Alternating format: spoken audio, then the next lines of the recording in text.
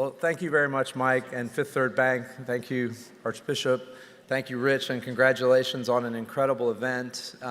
Thanks to my mom and dad and my wife, Lisa, who are here. The Parklands is an amazing thing. It would not have been possible without a huge partnership with so many people, many of whom are in this room tonight, who brought finance expertise. And the main thing I want to say about the Parklands is that we will host over 3 million visits this year. It's open 365 days a year, dawn to dusk, and it's free. It serves the entire community. It doesn't matter who you are, where you were born. It's high quality, and 3 million visits translates into something like 5 million hours outdoors. Imagine what that means to our community. And it erupted in essentially about 24 months. That's about 1.5 billion calories burned if you think about health. So I'm very honored to get this award, and I want to say thanks. But I also want to say thanks to the Catholic Education Foundation and the Catholic school system. And I want to say thanks in 3 ways. First, as a parent. My son graduated from St. X in 2015.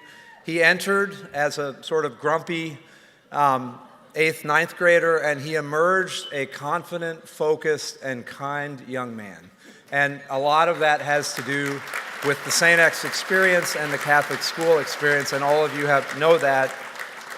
Second, I want to thank the Catholic schools as a citizen of this community, because the level of achievement, kindness, civic-mindedness that is represented in this room, I think, is a direct result of the values that are taught in the Catholic school system. And as somebody who works around civic investments that impact our community in terms of its geography, its spirit, its community, that's what we want the Parklands to do.